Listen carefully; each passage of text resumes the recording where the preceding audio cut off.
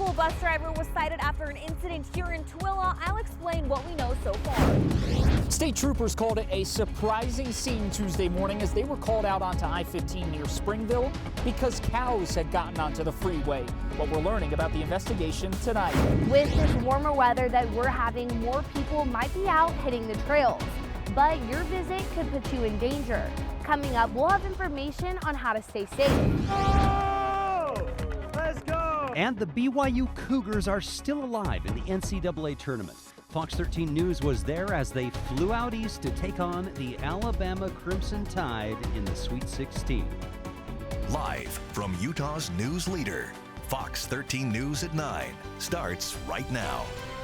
And we are glad you're with us. I'm Max Roth in for Bob Evans. Tonight we're hearing from parents concerned about a school bus crash in Tooele where the driver was cited. Fox 13 News reporter Maithili Gubi took the community's questions to investigators. Watch where you're going. It takes just 1 second to look away from the roadway and all of a sudden there's a vehicle stopped in front of you. A school bus rear-ended a truck here off Main Street and Warwaller Road in Tooele while the truck was waiting for someone to cross the street. It's a work-style truck, so it has a ladder rack on the top of it. There was some rain gutter type material on top of that that was hanging out the back a little bit, so when the bus hit the Ford F-150, that metal rain gutter went through the windshield of the bus. Sergeant Colby Bentley with the Tooele City Police Department tells me the bus had 54 elementary school kids and 16 teachers coming back from a field trip to the zoo. The truck driver was taken to a hospital and is expected to be okay. He says it could have been so much worse. Extremely grateful. I mean, we have kids that could have been seriously hurt. Even the bus driver, if that rain gutter would have went through a different section of that windshield, we could have a fatality here. We're listening to your concerns. There were comments on the post about this incident that the person who was crossing the street was jaywalking. And as you can see here, there's no crosswalk here on Main Street. That's why police want to remind people not to cross the street in an area that you shouldn't be. Use our crosswalks. There's reasons specifically just like this why we can't have people crossing the road right here. The bus driver was cited for following too close. We don't know how long he has been a bus driver for, just that he's a man in his 60s. A message for parents. Make sure you have a talk with your kids that are riding on a school bus. It's important that they're staying in their seats. In Tooele, I'm Maithili Gubi, Fox 13 News, Utah. We are crawling by for this crash southbound along I-15. If you're just joining us now, this is in the Spanish Fork area around 4th South. We had about 4 or 5 cows on the freeway and collided with 4 or 5 vehicles. So that's what you saw if you were watching Good Day Utah. Traffic anchor Katya Stepovic report this morning. A strange and sad situation on the interstate in Utah County. The roads have since cleared, but several questions remain as the investigation continues. Fox 13 News reporter Jeremy Toms has the latest from first responders. For us, it was a pretty surprising call to know about 7 cows running on the freeway. Those calls, which came into Utah County dispatchers around 5:30 a.m., quickly became much more concerning. From cows running on the freeway to vehicles striking the cows. Trooper Davey Sanchez says it can be like going out blindfolded to such a strange scene. We can't anticipate for a call that some of us have never dealt with before. 4 cows were killed in the collisions, but he says they rushed to the scene along with Springville police and helped 3 others escape. Trooper Sanchez says what was an unusual call for first responders was equally unexpected by those on the road and therefore quickly became dangerous for drivers. Only 1 person in the 7 vehicles involved had minor injuries, but still, he reminds drivers to expect the unexpected. Wear your seatbelt. If it wasn't because of people wearing their seatbelt, maybe we would have had more injuries. Put your phones away. Now, their investigation turns towards searching for clues to figure out where the cows came from. Normally with a dog or a cat, you should be able to find a collar, a dog tag, anything, right? It is the same case with farm animals. UHP believes the cows are from Springville, but until they find the owner, they can't determine who's at fault or how drivers affected may be compensated. A lot of that comes back to finding the evidence on scene and being able to track down to the person that initiated the whole thing. Meanwhile, Trooper Sanchez urges continued caution. You never know what your commute may bring. Sometimes we can't do anything about debris, about animals. In this case, pay attention to the road. That way you can prepare to react the best way possible. In Springville, Jeremy Toms, Fox 13 News, Utah. Well, the spring heat loosened large slabs of ice from Bridal Veil Falls, injuring 2 hikers. Fox 13 News reporter Avery Klanowski went to the scene in Provo Canyon today and talked with hikers about the combination of beauty and danger at one of Utah's most popular trails. That is Utah. We can have beautiful weather one day and snow and ice the next. Our unpredictable weather isn't stopping people from hitting the trails. Monday afternoon, Utah County Search and Rescue was called out to Bridal Veil Falls. We received a call around 5 o'clock of a male that was struck by a chunk of ice. He had back pain, was unable to walk, and they were just at the base of the waterfall. He was flown to Utah Valley Hospital. Sergeant Dallin Turner says falling ice is common this time of year. It cracks where it wants to crack, and it does go when it wants to go. We can't really predict when and how it's going to happen. Because it's unpredictable, I always carry backup. Those who frequently hike say preparation is key. But if I do get out somewhere and the weather isn't what I expected, I have the items I need so that I can still do the trail. I carry extra batteries in here for my headlamp. And then I have an emergency blanket and your emergency poncho. You have to pay attention to what is going on around you because it can be fun or not if you're not prepared. When it comes to the Bridal Veil waterfalls, a closer view can put you in a bad spot. But while there's still these ice fields at the base of the falls and the snow fields, your safest thing is just to stay on that trail and view it from there instead of trying to get up closer. Kathleen Smith has advice for those wanting to hit the trails but are hesitant because of the unknown. It's really important that you don't let conditions hold you back, that you just become informed. Mother Nature, when she does it well. So, in Provo, Avery Klanowski, Fox 13 News, Utah. Okay, Breck, I want to look at this picture behind you. Where are those colors coming from? Isn't it's not that fall. cool? It's beautiful. It's absolutely beautiful. This is Walsburg Bay at Deer Creek Reservoir. Brent Haddock, very good, heading up into Wasatch County, taking some fabulous pictures throughout this area. And as you can see, that little pink hue, they call that the belt of Venus. That right at sunrise or sunset, you get that pink hue off in the horizon. That's what we found this morning as we started the day off. Clear, and we kept it clear and warm here as temperatures really climbing here throughout the day, as we did get up to near 70 degrees in Salt Lake City. So temperatures warmer today than what we found yesterday. As we're looking at temperatures and highs today, the official high today in Salt Lake City getting up to 69 degrees, where temperatures across most of the state well above average. Topping off at 66 in Logan, 69 in Vernal, low 70s in Price, mid 70s in Moab, mid 80s in St. George, and they only look to climb. But right now, as we stand throughout most of the state, we're in the upper 50s, even mid 50s, as you can see in Logan. Currently 76 degrees in St. George, where high pressure in place, keeping the clouds away. It's a ridge of strong high pressure that will remain in effect, allow temperatures again for tomorrow to be near record breaking. But here for tonight, we're looking at mostly clear conditions. We'll keep temperatures mild. So yes, the opportunity for breaking records. Will we see 80 here along the Wasatch Front? I'll let you know coming up in just a bit. Thank you, Breck. And now to a Fox 13 follow-up. The divorce of Utah family vloggers Kevin and Ruby Franke has been finalized. Court filings show Kevin Franke has been awarded full custody of the 4 children who are still minors. He has also been awarded all of the property they owned as a married couple. Ruby Franke is serving 4 consecutive sentences of 1 to 15 years in prison for felony aggravated child abuse after pleading guilty to abusing her 2 youngest children. The Trump administration will allow $50 million to go to Utah to help the Great Salt Lake. The money was appropriated by President Biden as he was leaving office. President Trump then froze the funding when he took over. The Great Salt Lake Commissioner tells us the Trump administration has now decided to let the money go to Utah. It will be used to secure water for the lake and restore wetland habitats. Coming up, the governor vetoed a bill that would have granted him more authority. He also signed a lot of new laws. We'll break it down for you. You're watching Fox 13 News, part of the Scripps News Group.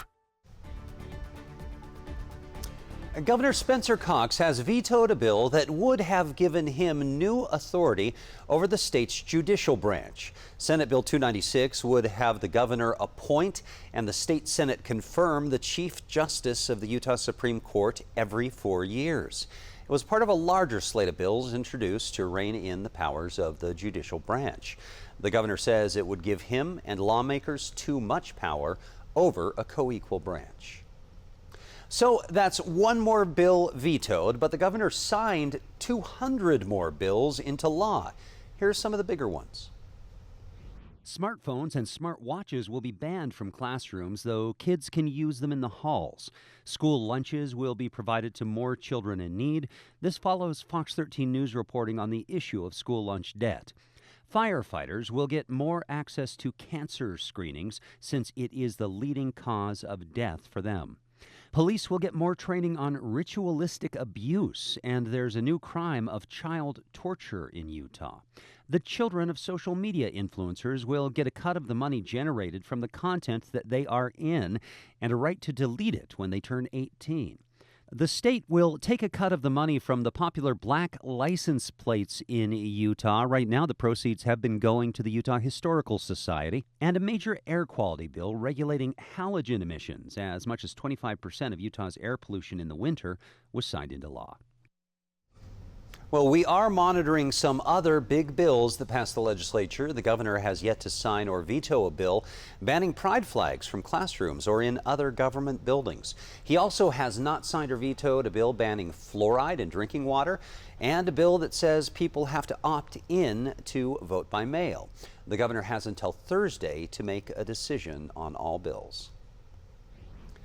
A federal judge has upheld Utah's ban on the sale of flavored vaping products. In a ruling obtained by Fox 13 News today, U.S. District Court Judge David Barlow upheld the legislature's ban. Vape shop owners sued the state over the new law, which intends to make vaping less attractive to young people. The shop owners say flavored vapes account for roughly 89% of their business. But the judge granted the vape shops a win by blocking the state's ability to conduct surprise inspections, which had a Fourth Amendment search and seizure challenge. And we do have some breaking news. It is in West Valley City, and you are seeing a live picture of the scene right now. Police say someone found human remains, and that live look at the scene is near 4220 Lake Park Boulevard. The medical examiner's office is there. We have a crew working to get more information. You can see it is a developing story. You're watching it unfold. Okay, let's switch gears. We're going to weather right now. Breck, you were out during our 4 and 5 o'clock shows. You were at the golf course, the Old Mill Golf Course in Cottonwood Heights. Yeah, why not be outdoors? Of course, I was working on my swing. A little rusty. Doesn't matter this season, it's always rusty. But I had an opportunity to talk to golfers and what they're doing in this nice weather right now. You've been golfing how many days this week? I've golfed twice already, planning on doing it 6 days this week, so. Wow, you're really getting it in. Yeah, I mean, when we got the sun, might as well try and get out here. Well, am I going to win or is Travis going to win? Let's get to the putting contest. Travis, you're up first. Let's see you go. Yep, here we go. Remember, Max, you got your wager, right? You're betting on me. Okay, oh, this is looking too good. Too good. Okay, here we go. Let me try. All right.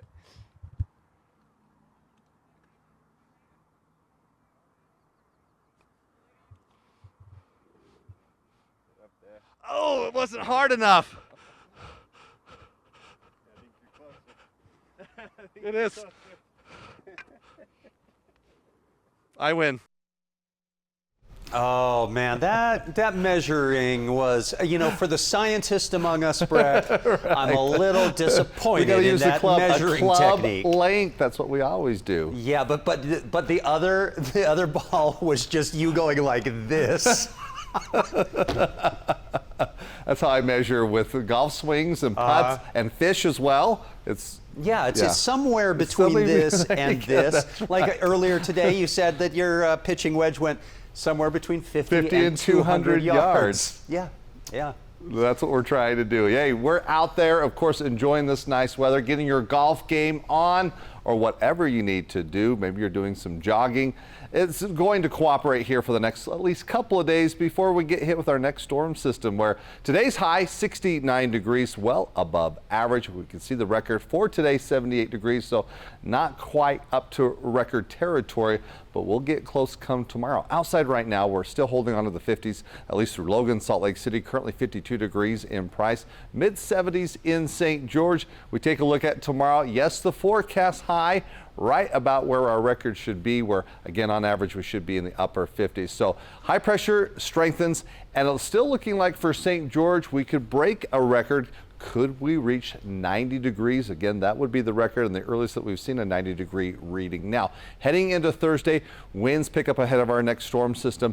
Rain showers in the forecast, not for everybody, but mainly across northern, central, and northeastern Utah as we go Thursday into Friday. But this is how we're laying out the temperatures here for the next couple of days. Again, tying a record. We get some winds out of the south. That could allow temperatures to be a little bit warmer on Thursday. Expected high 80 degrees. Again, that would break the record. Then we're down into the 60s and even 50s as we bring in that cool front and bring that chance of rain. Right now, though, it is clear and will remain clear through most of the day tomorrow, and winds will not be much of a factor. But as the storm system does approach, we start kicking up those winds on Thursday. This storm system, at least as it moves closer towards the Pacific Northwest, impressive. We're wrapping around that moisture, well-defined cold front.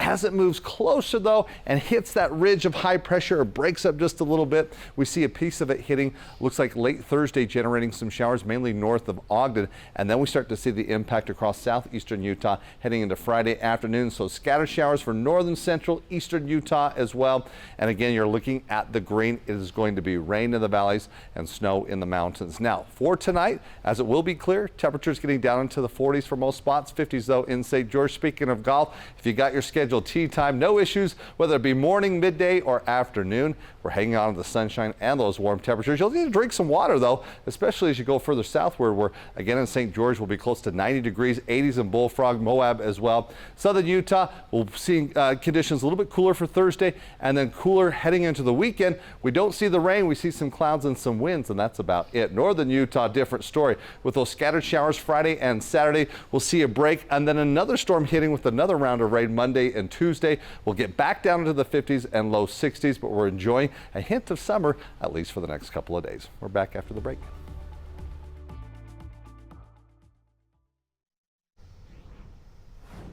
It feels like spring in Utah, which is good because it's spring in Utah. And many people are eager to get their pets out to enjoy the warm weather. Utah's Division of Wildlife Resources wants you to keep them on leash. DWR says many of Utah's big game animals, like that moose, tend to be weak and vulnerable this time of year after struggling to find food all winter. Off-leash dogs often try to chase these animals, and those animals need to conserve as much energy as possible during this sensitive time of year. When dogs that are off leash are chasing them, that can, burn up those fat reserves, those calories, that energy reserve that these animals need to basically make it through the rest of the winter. So the DWR says dogs also risk being trampled or killed by the animals they're chasing, especially aggressive ones like moose. While pets are allowed in national forests, they must be kept on a leash no longer than 6 feet. Well, the warm weather is waking up mosquitoes in Davis County and I'm sure elsewhere. Experts say there are more than a dozen species in Utah. Some of them hibernate in the winter. Others are eggs ready to hatch in standing water.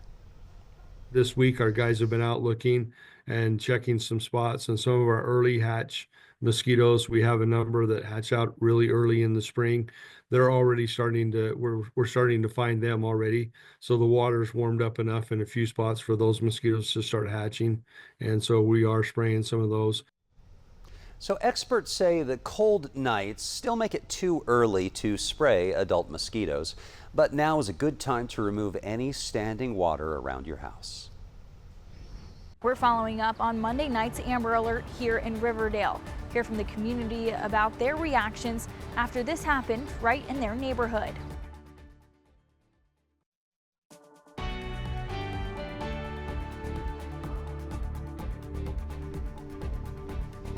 We are continuing to follow developments after police arrested a man in connection with an Amber Alert, all because Utahns like you kept a sharp eye out. Tonight, we're going to look at what authorities have shared about the case and how the kids are doing. Then we'll look at how far Amber Alerts in Utah have come over the last few years. And I wanted to see how easy it is for you to opt in or out of this kind of alert on your phone. We're going to start our team coverage with Fox 13 News reporter Julia Sandor. For the most part, it is pretty quiet, yep. Donna Nelson always walks her dog around the neighborhood, but her walk is a little different this time around. I heard more sirens than I've ever heard. Just going crazy sirens. Just around the block, police were called out to a trailer home for a fire. When they arrived, the probable cause affidavit said they found a woman with severe burns on her body and a puncture wound on her neck, and her death was ruled a homicide. Pulled in, saw all the police cars, and sat and watched for a minute until the fire truck left and the police cars left. But I couldn't believe it. I was watching Fox, and I really truly was. And I just started seeing updates and thought, what in the world? And I wanted to stay out of the way, so I didn't run over to see, you know. It wasn't until a while later and all the streets were blocked off. Police say the woman had 2 children with the suspect, Ricardo Trujillo. Now, according to that probable cause statement, it says that the victim's parents said that Trujillo and the victim were set to move out of their home here in Riverdale on Monday. They said they couldn't find Trujillo or the children, and they put out an Amber Alert. More than an hour away, someone in Springville called police, saying they saw his vehicle parked near Cobble Creek Canyon. The affidavit says there was blood found in his vehicle, and police took him into custody after he resisted arrest and assaulted an officer. Police added that he had a history of domestic violence, being arrested on multiple charges back in January. It's a reality check. It tells me nobody's immune to it. You know, it can happen anywhere, and it did. While the children were found safe, Donna and other neighbors say walking past the scene is just a shocking reminder of the tragedy in their small community. That made me really sad. In Riverdale, Julia Sandor, Fox 13 News, Utah. Riverdale police are not releasing the name of the victim yet. They didn't give us a timeline for that, but we will keep you updated on air and online at fox13now.com. And chances are you got yesterday's Amber Alert either on your cell phone, hearing on the radio, spotting it on a sign posted on the freeway, maybe here on TV. Fox 13 News anchor Amy Ney spoke to people about the alerts and how they've changed over the past few years. I always look at and read it, and if there's anything that, you know, it might be something I can do, I'll jump in there and try to do something, but haven't had that happen. We were at a motel when I got it, so we didn't have a chance to see anybody or be on the lookout for anybody, but I think it's a good thing. Yeah, I think it's a great idea, you know, to let the public know, you know, if there's somebody's missing or, you know, to watch out for somebody like that. Where you're in the highway and stuff like that, you can see them. But I think it's a real positive thing. Reacting to the Amber Alert system run by the Department of Public Safety. Identified as Ricardo Rangel Trujillo. He is 5. When an Amber Alert occurs and all the steps go properly, it disseminates to the media so that we can get it out to news outlets to get to the public. Mandy Biesinger is Field Services Supervisor for the Utah Bureau of Criminal Identification and essentially runs the system. We at BCI have been really trying to make sure that we're getting really good training to our law enforcement partners. Responding to an incident 5 years ago when they only put out a few letters of a wanted suspect's vehicle and got a lot of criticism. We know that, like, in the law enforcement world and dispatch, we use acronyms. Those acronyms mean something to us, but they may not mean something to, like, the everyday person. Gray Toit gray Toyota, that's not going to translate per se. Utah's system follows a nationwide criteria that has 4 parts. It has to be an abduction involving an individual 17 or younger. There has to be a threat of serious bodily injury, along with information the public could use to help. So in the case of yesterday's alert, they had vehicle information and suspect information. So when that hit, everyone's cell phones and the alert went live and the media picked it up. Monday night, a tip came through that helped police make an arrest. We want to get these kids found. We want those kids recovered alive and safe. So we want to do our all to make sure that it's working properly. The Department of Public Safety has a test they've slated as they continually try to improve the technology for the overall system. That's set for Thursday, next Thursday, April 3rd at 4 p.m. That's only a test, but they say they appreciate it whenever you see an alert to take notice and try to help, ultimately, possibly saving a child's life. Reporting in Salina, Amy Nay, Fox 13 News, Utah. I'm actually using an older iPhone. I want to tell you, if your alerts did not go off for this latest Amber Alert and you'd like them to, how you can opt in to an Amber Alert. Go to that little cog symbol, which is your settings.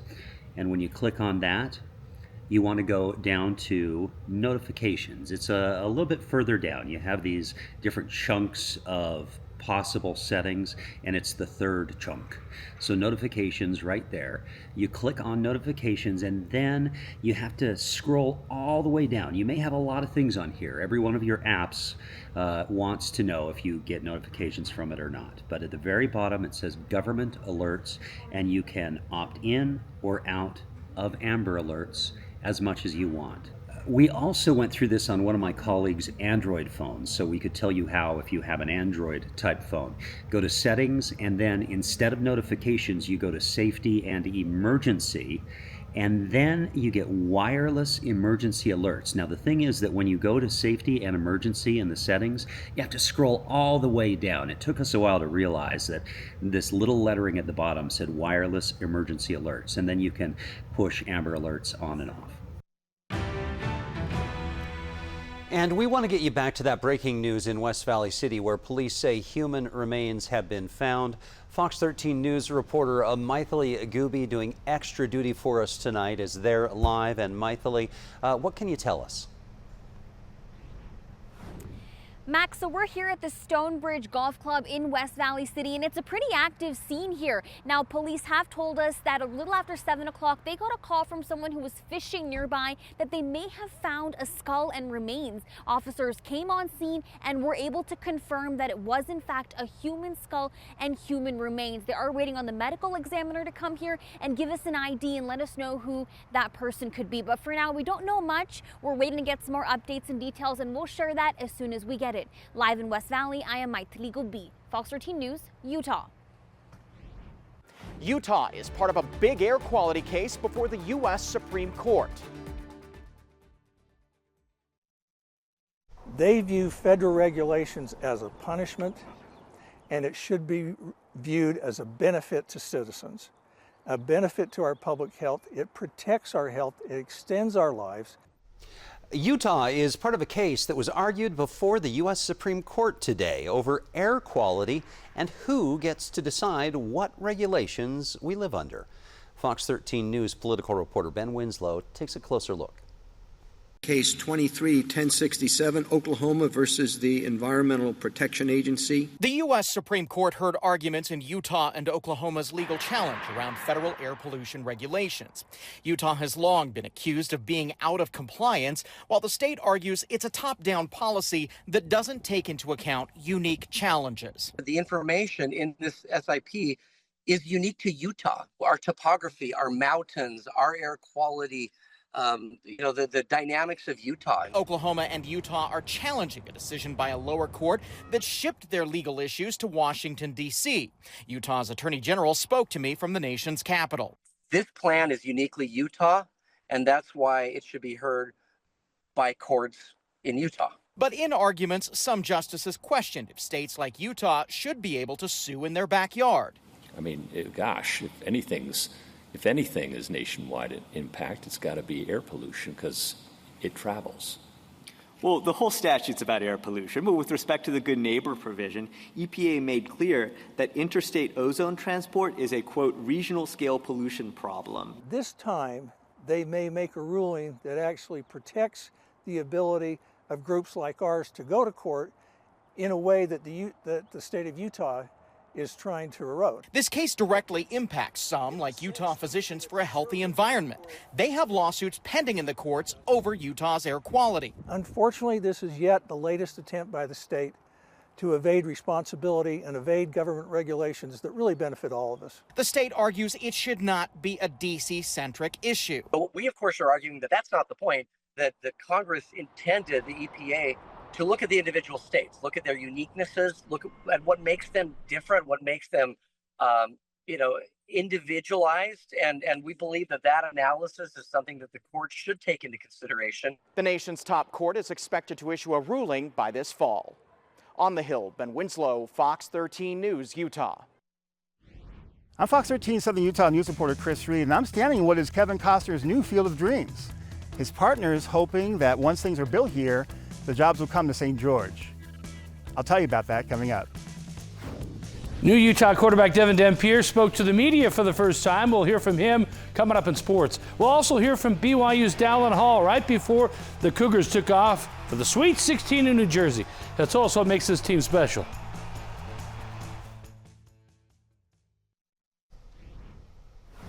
Well, even though actor Kevin Costner's self-funded film project Horizon did not make up its budget at the box office, plans for a film studio in St. George, co-founded by the Field of Dreams and Yellowstone star, are still a go. In fact, construction of Territory Studios near St. George Regional Airport is well underway. Fox 13 News reporter Chris Reed shows us. It was like a dream. Brett Burgess is a land developer by trade and a second-generation Southern Utahn. His son Carson went to school at the University of Utah, but isn't going into the family business. He wants to be a filmmaker. So how does Brett get his son to be an eighth generation to stay in St. George? He decides to build a film studio, of course. It was kind of a wild idea, but I was like, my son's here, we're here, I want to try to keep him here. Turns out, someone else known for building dreams and making them come also had an eye on the idea of a film studio in St. George.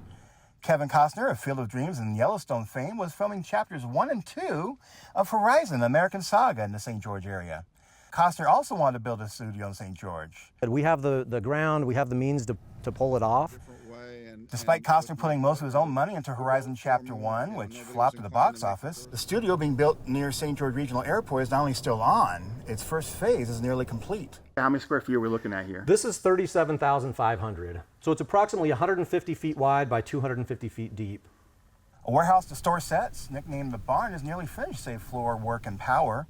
Ultimately, Territory Film Studios will be 70,000 square feet of sound stages in the back lot on 3,000 acres. Film fans of the recent monthly film revival screening at St. George's Historic Electric Theater had something to say. I am personally very, very excited for this studio because I think it's going to open doors for everybody. I think there's the trickle effect. Like Torsten Bangerter, who right now makes commercials. I mean, as exciting as it is to make little commercials about supplements, I'd way rather be making awesome movies. And Burgess said ultimately, it's not just about keeping his son in town. I wanted to keep so many kids here that end up leaving the state. I wanted to try to build an industry. From Territory Studios in St. George, Chris Reed, Fox 13 News, Utah. In other local news, Utah is the first state to test all K-12 schools for lead in the drinking water. That is according to the Utah Department of Environmental Quality. Close to 45,000 samples from public, charter, private, and child care facilities have been collected. Results are still being evaluated. The testing became mandatory through legislation passed in 2022. Get your fresh lemonade! Leak up the lemonade, please. Okay, how many? Three. Okay. Coming right up. How could you turn them down? We may have found Utah's first lemonade stand of the year. So those girls set up shop in North Salt Lake this afternoon. So they say there were so many customers, they ran out of the popsicles. They're really nice and sweet, and They're really generous. Yeah, lots of them give us like $3 or $2 tips. Nice. So the girls tell us they want to spend their money on clothes and makeup, but also save up for a car and college. A car. All right. And if they get a big donation, they may team up with a charity to give back. We start with small goals, right? Makeup and then... Yeah, makeup. College. College and car. Right. Yeah. I'm not sure if that's the order, but still. I don't know. Nice weather out there. Yeah, nice weather, warm enough that maybe we need to crack out the lemonade and the popsicles. Time to make money. Time to see temperatures on the rise as they look to be even warmer for tomorrow. I want to share drone footage coming in from Scott Taylor, flying it over Salt Lake City. Not a cloud around. It was a beautiful day. Temperatures just in that perfect range between 70 and 75. We get a little bit above that, though, heading into tomorrow. Outside currently in Salt Lake City, we've got clear conditions, upper 50s, winds light. Winds not a big factor tomorrow. We'll still find some stronger breezes across western Utah. Right now, it is calm out there. Let's take a look, though, ahead, because we do see more of an enhancement with the winds, especially as we go from Wednesday through Thursday. But tomorrow, again, across western southern Utah, we could potentially be looking at wind gusts upwards of 20 to 30 miles per hour. Then they calm down tomorrow night, and then heading into Thursday, they really pick up across western Utah, but even here along the Wasatch Front, potentially seeing gusts upwards of 30, in some areas potentially upwards of 40 miles per hour. But here's the situation long range as we look ahead next 6 to 10 days from the Climate Prediction Center. Even though we're going to get a bit of a cool down for the weekend, still leaning that we'll find temperatures above average here over the next few days. Now, precipitation wise, above average precip, both across northern central into western Utah. A series of storms will be moving through, which will mainly generate precipitation across northern central and eastern Utah, and we start things off heading into Friday. Right now, though, it is clear that high pressure in place. It is strong. It's just acting like a dome, protecting us from the clouds and the storms, but approaching storm will reach us, where initially we see a little push of some moisture for the mountains come tomorrow into the evening and across eastern Utah, but the brunt of the storm doesn't get here until Friday. Early Friday morning, initially bringing the showers across northern, then into central, and then eastern Utah heading into Saturday. It's not going to be persistent precipitation. It's just going to be kind of scattered, coming on and off again as we both look for Friday and to Saturday with an expected break on Sunday. But looking at your hour-by-hour forecast for tomorrow morning for your morning commute, looks like dry roads. Temperatures not quite as cold, mild start, as again we'll be looking at afternoon highs. Looking to tie a record in Salt Lake City at 79 degrees. So looking across the state that we could be looking at either record tying or record breaking temperatures. For St. George, if we hit 90, that'll be a record. A little cooler on Thursday with some winds. No rain in the forecast. We'll be finding a temperature drop though for the weekend as we're back down into the upper 60s and low 70s. For northern Utah, as we get out of the 80s, we bring in the rain, and 50s and 60s looking towards next week. It's coming in two waves where additional rain should be hitting us on Monday and Tuesday. So we got to bring the spring showers, but again, bring in some summer heat here for the next couple of days. Cougar fans cheered on the BYU basketball team at the airport in Provo as they took off to New Jersey to play Alabama in the NCAA tournament. The Cougars put together a 9-game winning streak at the end of the regular season to lock up an at-large bid into the Big Dance. And after 2 wins last week, BYU is in the Sweet 16 for the 3rd time in program history. Super special. I think you can see that in everyone coming out to support us today. But we also feel like the job's not finished and we got more work to do. So all of our focus and effort is on Alabama and how to prepare for them and beat them. So that's where our heads are at. What do you hope people remember about this BYU basketball team? That we're resilient, that we're tough, and that we play for each other. Like, those are things that we talk a lot about, is playing for each other. So you see a lot of different ways that we win as with this team, different guys stepping up, but ultimately I just feel like we play unselfish basketball and we do what it takes to win. The Memphis Grizzlies were without Ja Morant tonight against the Utah Jazz. It was all about the three-point shot in the first half for the Jazz. Isaiah Collier, 3 of his 21. Colin Sexton backs up, knocks down the 3. He had 15 points. Here's another step back three. It's Bryce Sensabaugh. Nothing but net. Then it's Johnny Juzang, 3 of his 13. The Jazz were 13 of 19 from threes, but just 4 of 23 the rest of the way. The Jazz went up by 14 after this alley-oop dunk by Walker Kessler in the second quarter, but the Grizzlies then went on a 17-2 run. Desmond Bane, 3 of his 21. Memphis outscored the Jazz 41-17 in the third quarter on their way to the win, 140-103.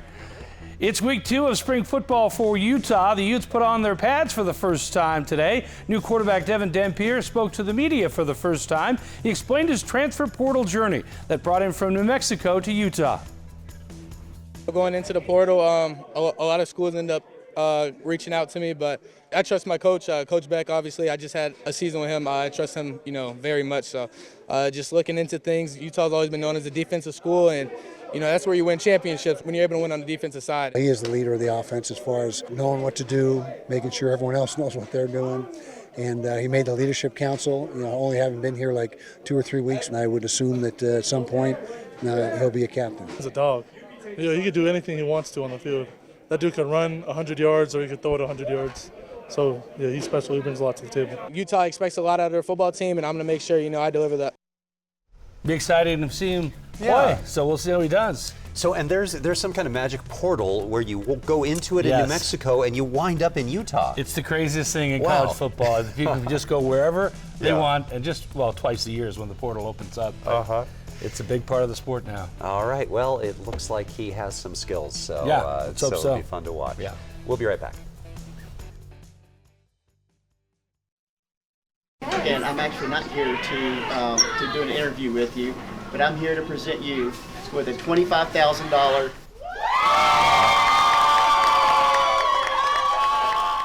Yay! Yeah. My pleasure. That is so cool. She got a scholarship. Yeah. $25,000, and if she's going to college in Utah, that actually will go a long way. Yes, that is it will. so cool to see. Qualify for residency, yeah. Look at that.